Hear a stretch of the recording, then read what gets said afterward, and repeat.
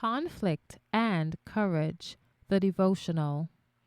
The reading for today is entitled, He Was Like Christ, March 14th. The archers have sorely grieved him, and shot at him, and hated him. But his bow abode in strength. Genesis 49, verses 23 and 24.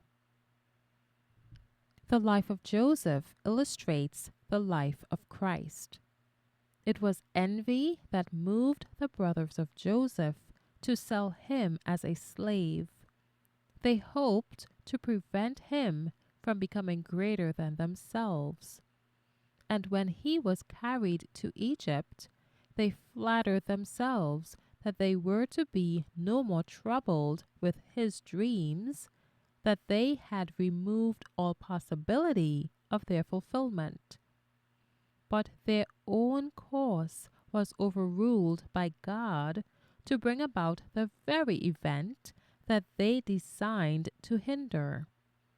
So the Jewish priests and elders were jealous of Christ, fearing that he would attract the attention of the people from them.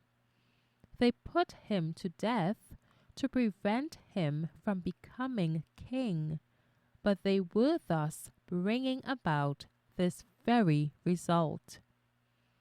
Joseph, through his bondage in Egypt, became a savior to his father's family. Yet this fact did not lessen the guilt of his brothers. So the crucifixion of Christ by his enemies made him the Redeemer of mankind, the Savior of the fallen race, and ruler over the whole world. But the crime of his murderers was just as heinous as though God's providential hand had not controlled events for his own glory and the good of man. As Joseph was sold to the heathen by his own brothers, so Christ was sold to his bitterest enemies by one of his disciples. Joseph was falsely accused and thrust into prison because of his virtue. So Christ was despised and rejected because his righteous, self-denying life was a rebuke to sin, and though guilty of no wrong, he was condemned upon the testimony of false witnesses.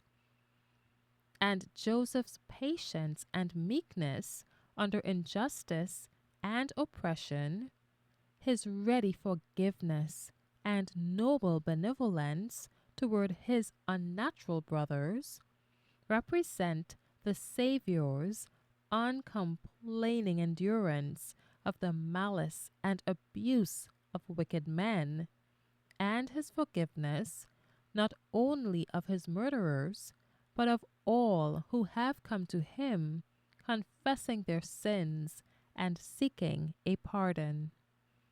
He who receives Christ by living faith has a living connection with God. He carries with him the atmosphere of heaven, which is the grace of God, a treasure that the world cannot buy. He who is in living connection with God may be in humble stations, yet his moral worth is as precious as was that of Joseph. Be strong in the Lord and in the power of his might.